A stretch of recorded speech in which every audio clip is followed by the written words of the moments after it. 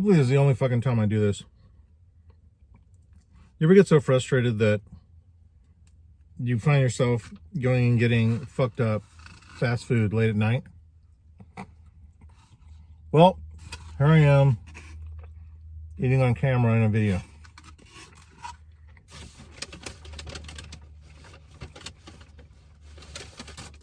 I don't know. I was being very honest about it, and it's made it harder because trying to stay honest with these videos. Oh, there's no fucking salt on my fries. There are a few things in life that suck as much as not getting salt on fries. Right? First world problems. I got really flustered earlier. I don't even really know what the whole point of this is. I saw some pretty cool things today. I saw this bird earlier. This was at PetSmart. Went for dog treats, checked out this bird. It was $700. And of course I was drawn to him because green and black, you know? And also because he's been so interactive with me. As much as I loved it, I don't believe for a second that I could keep a bird in a cage or in my house.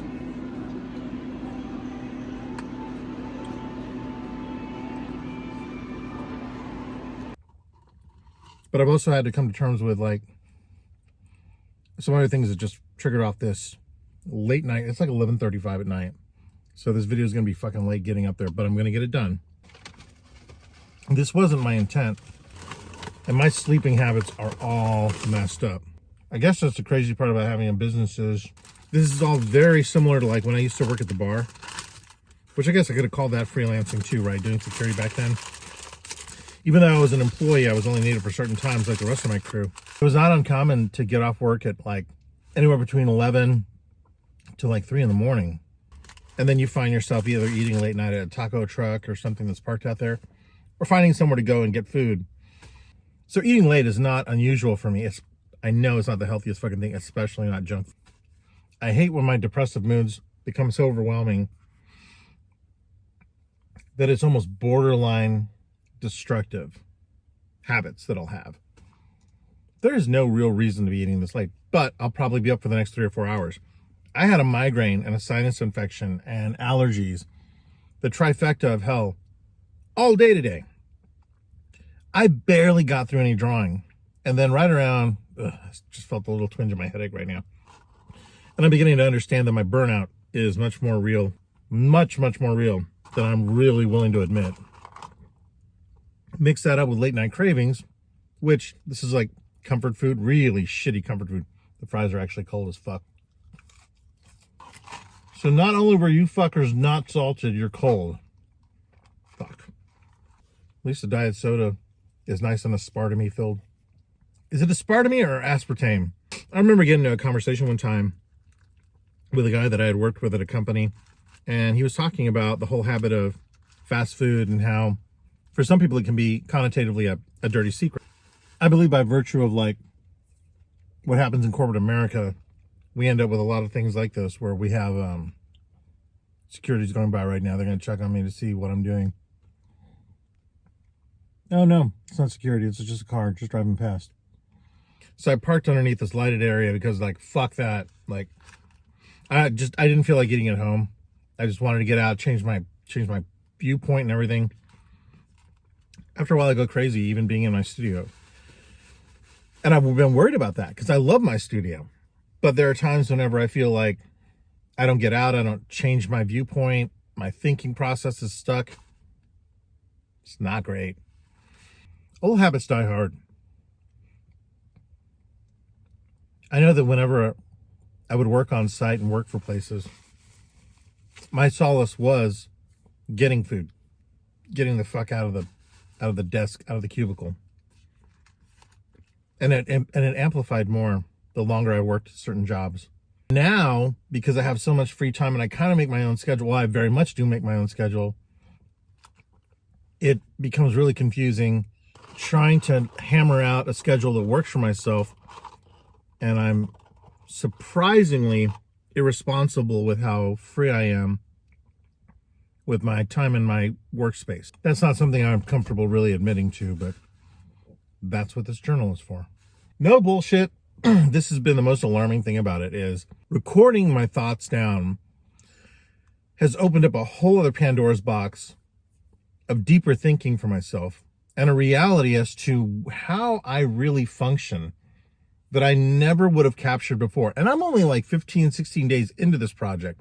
Fuck me, I have no idea what this is going to be like 2-3 months in, much less a year from now. I mean, I've journaled before writing wise, and that's different because, you know, you get the extrusion point of writing it down and that becomes filtered in its own way. Yes, I can write it as open-minded and as freely as possible, but there is something intrinsically different about how I'm gesticulating, how I'm talking, looking at the camera, the cadence of my voice, how I feel, the time of day. All of that is earmarked in this. It's stamped, certified. I think this is something I need to think about more. The crazy part is, especially right now with my limited budgets, like I blew through, I didn't take everything. I just took the 10s and a 5 because I didn't know how much food I was going to buy myself or what kind of fucking mood I was going to be in. This isn't like Chicago C2E2 level meltdown in a fucking alley eating food, which if you're interested in reading that, go read my blog post. It's all fucked up. I have food at home. But I was angry enough, upset enough, and down enough that I was like, fuck it. I'm going to scrape together some cash. And I'm going to go get some food. Is this healthy? Hell no. The sodium content, the sugars in this, it's going to wreak havoc on me. And I've tried talking to my therapist about this many times, for the record. Sometimes if you feel like your life is out of control or you have no ability to render down the problems that you are encountering, you will do what you can to gain some semblance of control. Whether it's buying a cheeseburger, going out to the bar and drinking, using your last few dollars to buy a pie as opposed to like lunch meat or something. I've seen people, and I've done that many times. You're down to your last dollar and you're so angry and you're so mad, or you're just like, I'm not sure where the rest of my income is going to come from. Or even if it's not job related, it could be anything else. It could be emotional turmoil. It could be whatever. Sometimes going and grabbing a meal or getting a certain thing. This goes kind of back to the last video I did, talking about one of the last videos. I don't remember now which order it was in. But buying things that will help you kind of get over that hump. Is it great? No. It's not great at all. I mean, I could have used, I think I just spent like $9 right now. I could have used that I could have used that for fuel. There are times when life can be so impendingly bad, it just hammers on you, that you almost need something that allows you to go, I can do this.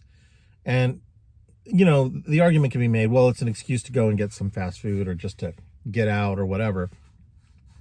But the truth for me really is that I don't often feel like I'm in control of a lot of what happens, especially when I've done shows where I can prepare and I feel I'm in control of this, but I can't control the crowd.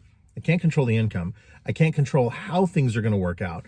And when a show goes really bad, I go, fuck this. And it's hard to overcome. It's cold as shit out here. And thanks for watching, guys. I can't believe I actually broke my promise I was going to not eat on video, but I thought this is a moment to capture. I hope you guys liked the little bird earlier too. Just adorable as hell. I think this last year, having invested in the time to be very transparent about my costs and everything, I got 2 or 3 shows left to make blog posts on that'll round out the year as far as what I earned. This will be interesting to see exactly how far this is going to go into what I'm doing and how I'm living life. I mean, I guess the really cool thing about this is when all is done and said, there's undeniable timeline proof of what I went through, how I felt. And I wonder what the fuck, is it going to be a bell curve? Is it going to be a complete valley and a crash? What's it going to be? As worrying as that is, it's also a little freeing.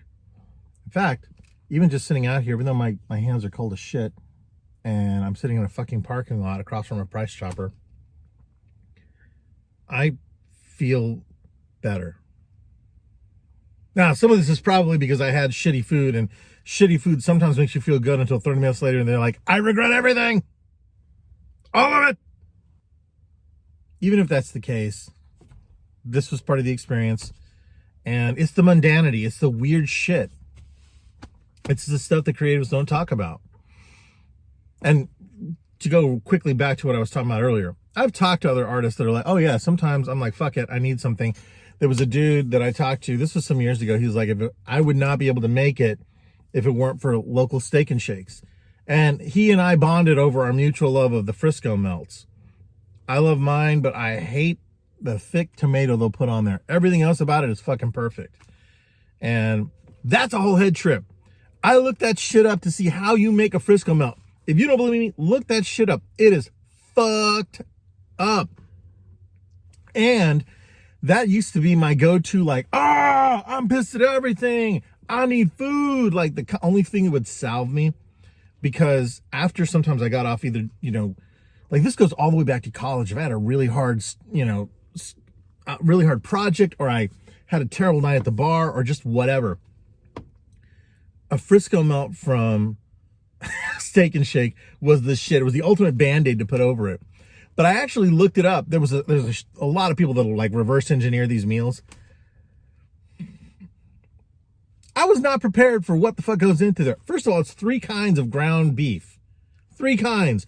And one of them is ground T-bone.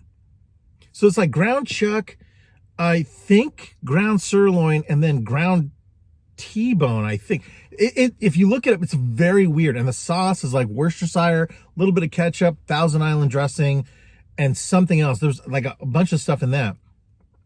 And it amazed me how many different ingredients go into it, but I understand all this is pre-made for them. So nonetheless, that was kind of shocking. But I remember him saying, like, if it weren't for that sandwich, he wouldn't have made it through a lot of the deadlines and stuff he had, because sometimes he'd be up late, and he knew that the Steak and Shakes where he lived were 24 hours. So he'd go through and he'd get some sliders and like that. Like that was his kind of late meal, early morning sort of thing, like totally Hobbit in its stylings.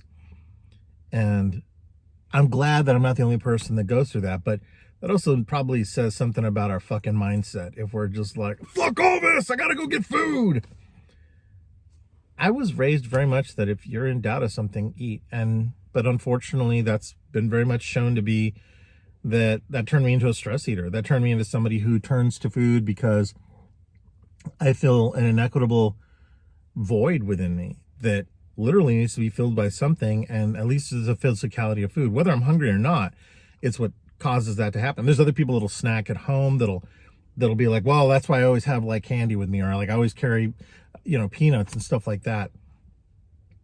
Everyone has a bad habit when it comes to food of some form.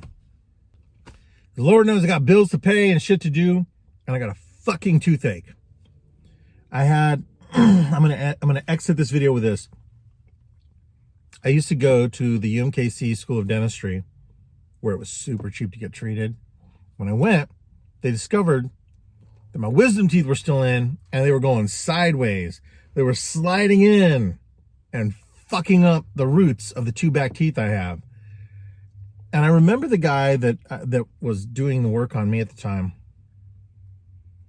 He was like, hey, this is going to suck in about 1.5 years. We need to get these out sooner than later. And long story short, I ended up like a whole issue with like fucking stress and blood pressure. And they were like, oh, we can't clean, back there. We can't actually do this surgery until we get clearance from your doctor. Took a long time back and forth. And if you don't respond quickly to a school of dentistry, you get all kinds of fucked up where, they'll just kick you out of the program. And that's inevitably what ended up happening. Was there was like a street sweeper just drove by right now. Anyway, so that was unfortunate. And so now the time has caught up with me. So I'm like, shit, on top of everything else that I'm trying to earn money for, this is something else I got to do. And Lord knows if I'm going to be able to get back into the School of Dentistry or whatever. But that's something that's going to have to happen, because it was terrifying in the x-rays. I'm like, what the fuck is this? Why is that tooth sideways? And I'm talking like if If this is the root canal here, like here was the other tooth, the crown of the tooth is literally pushing over into that fucker. I'm like, what the fuck? I wouldn't, I wouldn't lie to you guys. Like being a freelancer and trying to find clients and trying to keep your income steady is a son of a bitch. I'm not giving up, but fuck, man, there are days whenever I really want to. And when I wonder if it's even worth it. Not just because of like late night sessions eating a fucking cheeseburger like some fucking weirdo in the middle of a parking lot, but also the AI artists, and all the other challenges in life. This will really be an interesting year recording like this. All right, guys. Thanks for watching. I'm going to get out of here before that street sweeper is like, there's some dude out there just sitting out there. I don't know what he's doing. I don't know why everyone starts to sound like Hank Hill. He didn't even look like Hank Hill. But for some reason, I think a working man, I'm thinking of somebody like that, like ready to sell propane to people. I was just coming along here, driving right through this parking lot, looked over, saw a vehicle there. There's a gentleman sitting inside, and I thought to myself, well, he's probably just resting up before work, but I can't help but think that maybe, just maybe, he might be up to something no good. So, it's not going to hurt if I call 911. Just to let them know. Not actually going to report it, but I am going to tell you, I don't want anything to go wrong on my shift. That's the internal dialogue that I just worked in my head for that. I'll catch you guys in the next video.